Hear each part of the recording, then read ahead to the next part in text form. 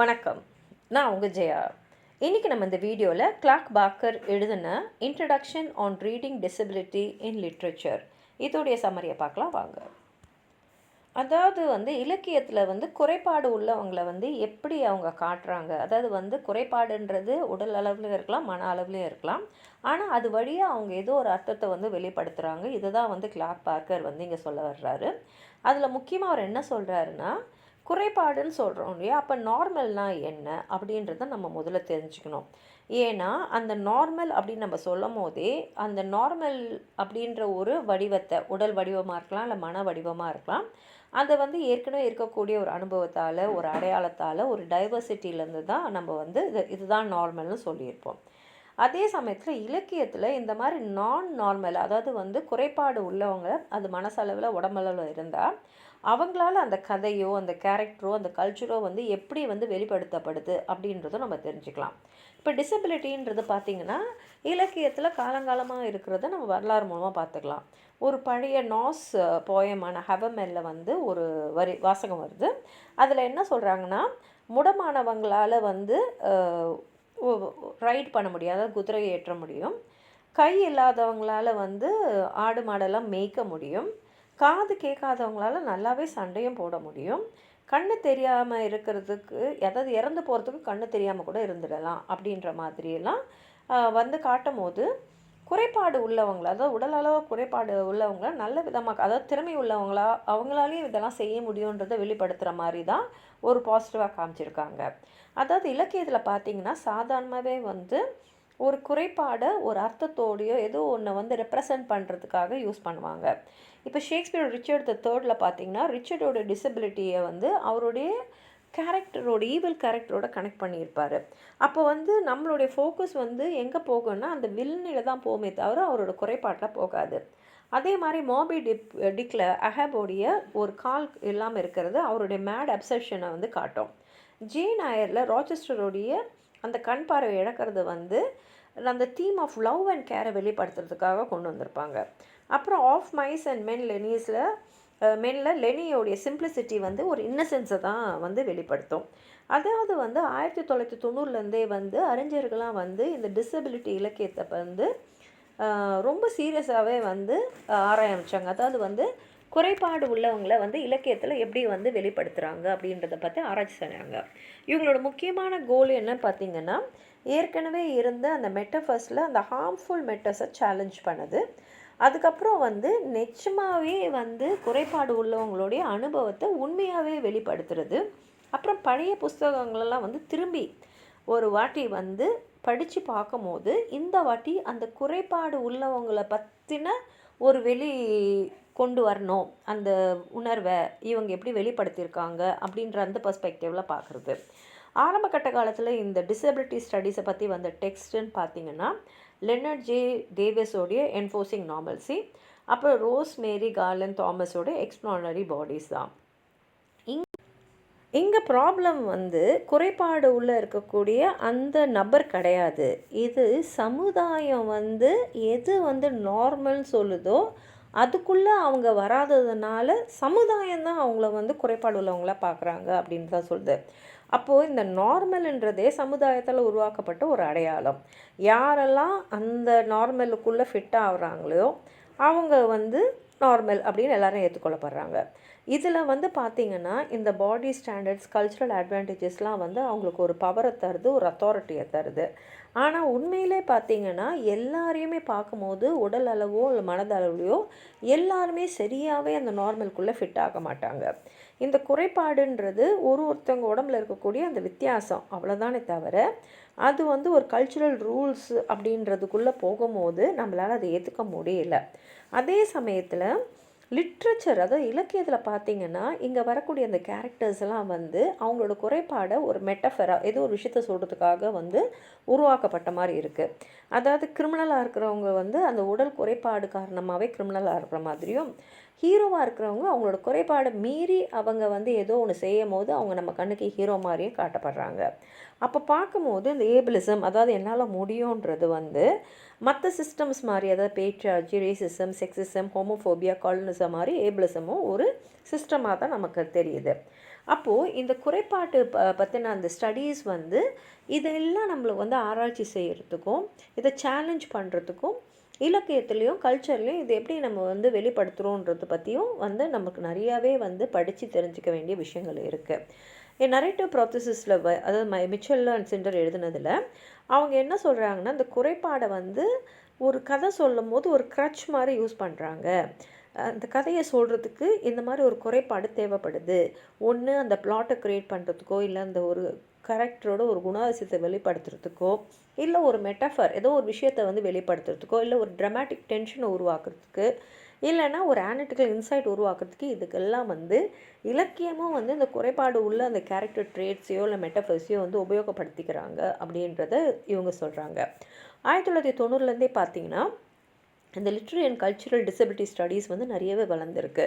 Tobin சிஎஸ்எஸோடைய disability ஏஸ்தட்டிக்ஸு, அதுக்கப்புறம் வந்து கோட்டியா aesthetic nervousness, இதெல்லாம் வந்து இந்த மாதிரி குறைபாடு உள்ள ஒரு உடல் உடையவங்களோ இல்லை மனநிலை உடையவங்கக்கிட்டேயோ இருக்கக்கூடிய ஒரு அழகுணர்ச்சியை பற்றி இதில் சொல்கிறாங்க. ஏன்னா குறைபாடுன்றது ஒரு டென்ஷனோ ஒரு நர்வஸ்னஸ் அந்த மாதிரி தான் வந்து கதைங்களை காட்டுறாங்க.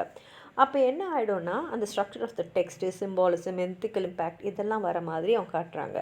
ஆனால் இப்போ பார்த்திங்கன்னா ஃபோக்கஸ் வந்து ஒரு பாசிட்டிவோ ஒரு நெகட்டிவாவோ ஒரு கேரக்டரை காட்டுறது, அந்த டிசபிலிட்டியே வந்து அந்த குறைபாடையே ஒரு காம்ப்ளெக்ஸாக இல்லை மல்டிலேயராக காட்டுறது அப்படின்னு மாறி இருக்குது. இப்போ ரீடிங், ரைட்டிங், பெர்ஃபார்மிங் லிட்ரேச்சர் எல்லாத்துலேயுமே இது இருக்குது. ஸ்டாமர் அதாவது வந்து திக்கலாம், இல்லைன்னா காக்னேட்டிவ் டிஃப்ரென்சஸ் இருக்கலாம், சைன் லாங்குவேஜ், இல்லைன்னா அசட்டிவ் டெக் எல்லாமே வந்து ஒரு கதையை எப்படி சொல்கிறாங்க இல்லை ஒரு கதையை எப்படி படிக்கிறோன்றதில் இருக்குது. இப்போ டிசபிலிட்டிக் ஏஸ்தட்டிக்ஸ்னால் அழகுணர்ச்சி, அதை பற்றி யோசிக்கும் போது நமக்கு நிறைய விஷயம் புரியுது. ஒரு கதையில் நம்ம என்ன பார்க்கணும், ஒரு கவிதையில் என்ன வந்து நமக்கு கேட்கணும், எதை வந்து நம்ம அழகு அப்படின்னு முடிவு பண்ணணும் அப்படின்ற ஒரு முடிவுக்கு நம்ம வர வேண்டிய கட்டாயத்தில் இருக்கோம். ஏன்னா இந்த குறைபாடும் வந்து இந்த சமுதாயத்தில் வந்து ஏற்றுக்கொள்ள வேண்டிய ஒரு விஷயந்தான். இப்போ வந்து இதில் வந்து அறிஞர்கள்லாம் என்ன சொல்கிறாங்கன்னா, இது ஒரு காம்ப்ளெக்ஸ் எம்பாடிமெண்ட் அப்படின்றாங்க. அதாவது வந்து ஒருத்தர்கிட்ட இன்னொருத்தவங்க வந்து அறிஞர்கள் வந்து இதில் ஒரு சில விஷயங்களை வந்து சொல்கிறாங்க. அதாவது காம்ப்ளெக்ஸ் எம்பாடிமெண்ட்டுன்றாங்க. அதாவது வந்து உடம்பு அது எதை வெளிப்படுத்துது அப்படின்றத ஒருத்தவங்களுக்கும் வந்து மாறுபட்ட ஒரு டிரான்ஸ்ஃபர்மேஷன் இருக்கும்ன்றது. இன்னொன்று வந்து கல்ச்சுரல் மாடல். இதில் வந்து குறைபாடு உள்ள உடம்புங்க வந்து ஒரு மெட்டீரியலாக ஒரு அர்த்தமாக அந்த கல்ச்சரை பற்றியும் சொசைட்டியும் பற்றி வெளியில் சொல்லக்கூடிய விஷயங்களாகவும் வந்து இலக்கியத்தில் உபயோகப்படுத்தியிருக்காங்க அப்படின்றாங்க. இப்போ புதுசான கிரிட்டிக்கல் அப்ரோச்சஸ்ன்னு பார்த்திங்கன்னா கிரிபிஸ்டியோமாலஜிஸ்ன்னு சொல்லிட்டு ஜான்சன் அண்ட் மியூர் வந்து சொன்னது என்னென்னா, அவங்க கேள்வி கேட்குறாங்க, இந்த குறைபாடை பற்றி நமக்கு என்ன தெரியும், அவங்களுடைய அந்த அவங்க என்ன ஃபீல்டில் இருக்காங்களோ அதில் அவங்களுக்கு இருக்கக்கூடிய அந்த சேலஞ்சஸ்லாம் நம்ம எப்படி அசியூம் பண்ணியிருக்கோம். அதுக்கப்புறம் வந்து இந்த குறைபாடு உள்ளவங்களை பற்றின ஒரு ஸ்டடீஸ் இருக்கு இல்லையா, அது வந்து அந்த ஃபீலிங்ஸ், எமோஷன், அப்புறம் ஹியூமன் எக்ஸ்பீரியன்ஸஸ், அதாவது பாசிட்டிவாக இருக்கலாம் இல்லை வலி மிகுந்ததாகவும் இருக்கலாம், அதை பற்றின விஷயங்களெல்லாம் இப்போ எக்ஸ்ப்ளோர் பண்ணிட்டுருக்காங்க. இப்போ இந்த ரிசர்ச் ஃபீல்டு பார்த்திங்கன்னா பல வகையான லிட்ரேச்சர்ஸ், அதாவது குளோபல், இண்டிஜீனியஸ், மீடிவல், கண்டெம்பரரி, அது மாத்திரம் இல்லாமல் ஜான்ஸ்ன்னு பார்த்திங்கன்னா romance, TV comedy, autism, narratives, ஏன்னா இங்கெல்லாம் குறைபாடு உள்ளவங்களை பற்றி நிறைய கேரக்டர்ஸ் வந்து வெளிப்படுத்துவாங்க. அப்புறம் ஹிஸ்டாரிக்கல் அண்ட் கல்ச்சுரல் கான்டெக்ஸ்ட்டை பற்றியும் அவங்க ஆராய்ச்சி பண்ணுறாங்க. இப்போ journal of literary and cultural disability studies வந்து புது வகையான ஆராய்ச்சிகளை வந்து நம்ம பப்ளிஷ் பண்ணுறதுக்கும் அவங்களுக்குள்ள ஒரு கம்யூனிட்டி வந்து உருவாக்குறதுக்கும் ரொம்ப ரொம்ப உபயோகமாக இருக்குது. இப்போ ஸ்டடீஸ் பார்த்திங்கன்னா இந்த குறைபாடு உள்ள அந்த லிட்ரரி ஸ்டடீஸ் வந்து லிட்ரேச்சர், ஆடியன்ஸு, சொசைட்டி எப்படி இன்ட்ராக்ட் பண்ணுறாங்க, இதில் வந்து மெடிக்கல், பாலிட்டிக்ஸ், எக்கனாமிக் கான்டெக்ஸ்ட்டும் இதில் சேர்ந்துடுது. ஆரம்ப கட்டத்தில் பார்த்திங்கன்னா குறைபாடுன்றது வெறும் வந்து உடல் அளவில் இருக்க குறைபாடுகளை மட்டும்தான் பார்த்துட்டு இருந்தாங்க. ஆனால் இப்போ வந்து அதில் mental health, cognitive differences, intellectual differences எல்லாமே வந்து சேர்ந்துருக்கு. இப்போ டிசபிலிட்டின்றது ஒரு ப்ராடாக, காம்ப்ளெக்ஸாக, ஒரு ஸ்பெக்ட்ரமாக வந்து அதை வந்து ஆராய்ச்சி செய்கிறாங்க. டிசபிலிட்டி வந்து எப்போதுமே வந்து மற்ற ஐடென்டிட்டிஸும் சேர்ந்தா இருந்திருக்கு. அது ரேஸ், ஜெண்டர், செக்ஷுவாலிட்டி, கிளாஸோடு சேர்ந்தா வந்திருக்கு. இப்போ ட்ரூமேன் கெப்பட்டியோடைய டிசேபிள் கேரக்டர்ஸ்ன்னு பார்த்திங்கன்னா அவங்கெல்லாம் ஒரு வித்தியாசமான ஒரு அடையாளத்தோடு வருவாங்க. அதே மாதிரி டானி மாரிசனோட பிலாவட் வந்து ஃபிசிக்கல் டிஃப்ரென்ஸை ரேஸோடு வந்து லிங்க் பண்ணியிருப்பாங்க. இப்போ இன்டர்செக்ஷுவல் கிரிட்டிசிசம் வந்து டிசபிலிட்டியை வந்து சென்ட்ரல், அது வந்து ஒரு மார்ஜினல் கொஞ்சமாலாம் கிடையாது, இலக்கியத்தில் வந்து முக்கியமான ஒரு பங்கே அது எடுத்திருக்கு அப்படின்றதையும் அவங்க காட்டுறாங்க. அதே மாதிரி கண்டெம்பரரி டிசபிலிட்டி தியரி அண்ட் கிரிட்டிசிசமில் பார்த்திங்கன்னா கார்லண்ட் தாமஸோடைய ஸ்டடீஸு எப்படி வந்து இந்த டிசபிலிட்டி எக்ஸ்பீரியன்ஸை வந்து நம்ம பார்க்குறோன்றதை பற்றியும், மெக்ரூவர் அண்ட் கேஃபரோடைய இதில் வந்து எப்படி டிசபிலிட்டி வந்து க்யூர் எக்ஸ்பீரியன்ஸோட கனெக்ட் ஆகிருக்கு, எப்படி வந்து ஒரு குறைபாடை, அது மட்டும் இல்லாமல் இந்த டிசபிலிட்டி ஸ்டடீஸ் எப்படி வந்து ஈக்கோ கிரிட்டிசிசம், அப்புறம் என்விரான்மெண்டல் ஹியூமனிட்டிஸ், அனிமல் ஸ்டடீஸ், அப்புறம் டாபிக்ஸு அதாவது டாக்ஸிட்டி, என்விரான்மெண்டல்லி அதனால் உருவான இல்னஸ் இதெல்லாம் எப்படி லிங்க் பண்ணுதுன்றதும் பார்க்குது. அதே மாதிரி டிசபிலிட்டி ஸ்டடீஸ் இப்போ வந்து நான் வெஸ்டர்ன் பர்ஸ்பெக்டிவ்ஸும் எடுத்திருக்கு. இப்போ போஸ்ட் காலனியல் ஸ்டடீஸ் பார்த்திங்கன்னா அந்த வெஸ்டர்ன் பயாசஸ் எப்படி இந்த டிசபிலிட்டி ரிசர்ச்சில் வந்து இருக்குன்றதை ஹைலைட் பண்ணுது. இப்போ ஜாஸ்பர் பயர் என்ன சொல்கிறாருன்னா, இப்போ குளோபல் டிசபிலிட்டி எக்ஸ்பீரியன்ஸஸ் பார்த்திங்கன்னா எதால் பாதிக்கப்பட்டிருக்குன்னா பாவர்ட்டியால், ப்ரீகேரிட்டியால், ஸ்ட்ரக்சரல் இன்இக்வாலிட்டியால். அது மாத்திரம் இல்லாமல் ஆராய்ச்சி செய்யும் போது நம்ம என்ன தெரிஞ்சுக்கிறோன்னா, அந்த பட்ஜெட் கட்ஸ், ஆஸ்டெரிட்டி, அப்புறம் லிபரல் பாலிசிஸ் இதெல்லாம் எப்படி வந்து இந்த டிசேபிள் குறைபாடு உள்ளவங்கள பாதிச்சிருக்கு, ஒர்க் ப்ரொடக்டிவிட்டி, சிட்டிசன்ஷிப், அப்புறம் வந்து அகாடமியா இன்டர்செக்ட்லாம் வந்து எப்படி இந்த பாதிக்கப்பட்டவர்களை பாதிச்சிருக்கு அப்படின்றத பற்றியும் வந்து ஆராய்ச்சி செஞ்சுருக்காங்க. அது மாத்திரம் இல்லாமல் ஆராய்ச்சியாளர்கள் வந்து லிட்ரரி அனாலிசிஸை வந்து critical theory, cultural commentary, qualitative research மூலமாகவும் அவங்களோட கண்ணோட்டத்தை வெளிப்படுத்தியிருக்காங்க. இப்போ டிசபிலிட்டி வந்து புது வகையாக ஒரு விஷயத்தை வந்து நம்ம திரும்பி படிக்கிறதுக்கு, ஏற்கனவே இருக்க இலக்கியத்தை வந்து ஒரு மாறுபட்ட கண்ணோட்டத்தில் பார்க்குறதுக்கு, அதாவது இன்டர்பிரேட் பண்ணுறதுக்கும் உதவுது. இப்போ அதாவது மைக்கேல் டேவிட்சன் என்ன சொல்கிறாருன்னா, இதை வந்து ஒரு டிசபிலிட்டி ஆப்டிக்ன்றாரு.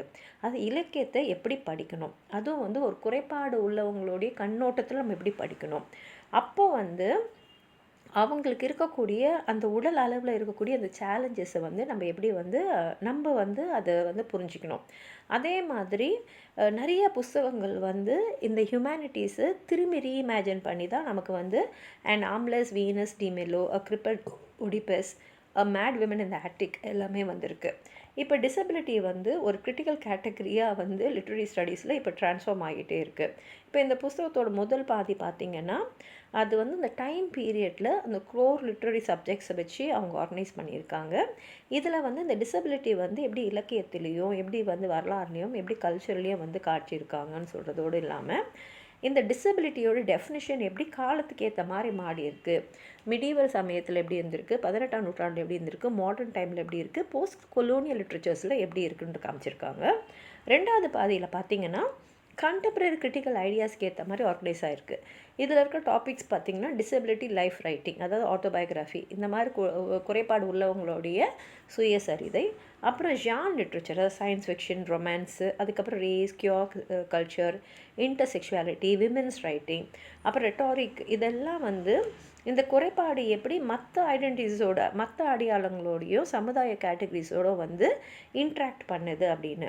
அதே மாதிரி குறைபாடு, அது டிசபிலிட்டின்றதே வந்து எல்லா அனுபவத்தையும் வந்து கொண்டு வந்துட முடியாது. இப்போ எலன் சாமுவேல்ஸ் என்ன சொல்கிறாருன்னா, டிசபிலிட்டின்றது ஒரு ஃபிக்ஸ்டு கிடையாது. அது வந்து அப்பப்போ வந்து ஒரு ஆளுக்கும் ஏற்ற மாதிரி, ஒரு கல்ச்சருக்கு ஏற்ற மாதிரி, ஒரு சூழ்நிலைக்கு ஏற்ற மாதிரி மாறுபடும். அப்போ இலக்கியம் வந்து இந்த மாதிரி காம்ப்ளெக்சிட்டிஸ் எல்லாம் எக்ஸ்ப்ளோர் பண்ணணும். அதில் இருக்கக்கூடிய ஏஸ்தட்டிக்ஸ், கேட்டசேஷன், ஜான், நரேட்டிவ் இதெல்லாம் அது வந்து எக்ஸ்ப்ளோர் பண்ணணும். இது மூலமாக வந்து இந்த ஹியூமன் பாடிஸ் அண்ட் மைண்ட்ஸில் வந்து இருக்கக்கூடிய ஒரு அர்த்தத்தை வெளியில் வந்து அது கொண்டு வரணும். அது மாத்திரம் இல்லாமல் இந்த டிசபிலிட்டியை படிக்கிற அந்த டெக்ஸ்ட் புக்ஸ்லாம் இல்லையா, அது வந்து அந்த டிசேபிள்டு பீப்புளை வந்து பேர்டன் பண்ணக்கூடாது, அந்த ரிசர்ச்சுக்காக அவங்க மேலே ரொம்ப டிமாண்ட்ஸும் வைக்கக்கூடாது. இலக்கியம் வந்து சமுதாயத்தை அப்படியே ரிஃப்ளெக்ட் பண்ணணும். அது வந்து கற்பனையாக இருக்கலாம், கிராஃப்டட் ஸ்டோரிஸாக இருக்கலாம், ஆனால் சமுதாயத்தில் இருக்கிறத அவங்க வெளிக்கொண்டு வரணும். அதே மாதிரி இந்த புஸ்தகம்லாம் வந்து நம்மளுடைய நம்பிக்கைகள், நம்மளுடைய ப்ராக்டிசஸ் இதெல்லாம் வந்து ஒரு க்ரியேட்டிவ் வேவாக வெளிப்படுத்தணும். இப்போ கம்பேனியன்ற வார்த்தையே வந்து கேர், அண்டர்ஸ்டாண்டிங், அட்வொகசி, ரெக்கக்னிஷன் இதெல்லாம் வெளிப்படுத்துகிற ஒரு விஷயந்தான். அப்போது ரீடிங் அண்ட் ரைட்டிங் வந்து இந்த கேரை வந்து இன்னும் இம்ப்ரூவ் பண்ணுறதுக்கு அப்ரோச் பண்ணணும். இப்போ இந்த கம்பேனியனுடைய எய்மே வந்து எஜுகேஷ்னலாக, ட்ரான்ஸ்ஃபர்மேட்டிவாக நம்ம அதை புரிஞ்சிக்கணும், நம்ம வந்து அவங்களோட கனெக்ட் ஆகணும், அவங்களுக்கு வந்து அந்த டிசபிலிட்டியை இலக்கியத்தில் இருக்கக்கூடியது எப்படி அட்வொகேட் ஆகுதுன்னு தெரிஞ்சுக்கணும் அப்படின்றது தான். ஏன்னா வந்து இலக்கியத்தில் எல்லாமே கண்டிப்பாக வந்து டிசபிலிட்டி இருக்குது, ஆனால் அது சிம்பாலிக்காக தான் இருக்குது. இப்போ மாடர்ன் ஸ்காலர்ஷிப் வந்து உண்மையான எக்ஸ்பீரியன்ஸஸை சொல்லுங்கள், இன்டர்செக்ஷுவாலிட்டியை சொல்லுங்கள், எத்திக்ஸ் சொல்லுங்கள், ஏஸ்தட்டிக்ஸ் சொல்லுங்கள், சோஷியல் கிரிட்டிக்ஸ் சொல்லுங்கன்னு தான் அவங்க எம்ஃபசைஸ் பண்ணுறாங்க. அப்போ லிட்ரரி டிசபிலிட்டி ஸ்டடீஸ் வந்து சொசைட்டி எப்படி வந்து ஒரு நார்மல்சியை வந்து சொல்லுது, அது இலக்கியம் எப்படி வந்து வெளிப்படுத்துது, அது கிரிட்டிக்ஸ் அந்த டிசபிலிட்டியை வந்து எப்படி வந்து கிரிட்டிக்கல் திங்கிங்காக மாற்றுறாங்க அப்படின்றத யோசிக்கிறாங்க. அப்போ இலக்கியம் வந்து மனிதர்கள் வந்து இந்த வித்தியாசத்தை, அவங்களுக்கு இருக்கக்கூடிய சேலஞ்சஸை, இந்த சோஷியல் ஜஸ்டிஸ் அண்ட் ரெக்கக்னிஷனை வந்து எப்படி வந்து அண்டர்ஸ்டாண்ட் பண்ணிக்கிறாங்கன்றதை வெளிப்படுத்தியிருக்காங்க. உங்களுக்கு ஏதாவது சொல்லணும்னு நினச்சிங்கன்னா கீழே இருக்கிற கமெண்ட் பாக்ஸில் எழுதுங்க. இந்த வீடியோவை லைக் பண்ணுங்கள், உங்கள் ஃப்ரெண்ட்ஸோடு ஷேர் பண்ணுங்கள். சப்ஸ்கிரைப் பண்ணாதவங்களாம் ப்ளீஸ் சப்ஸ்கிரைப் பண்ணி சப்போர்ட் பண்ணுங்கள். நன்றி.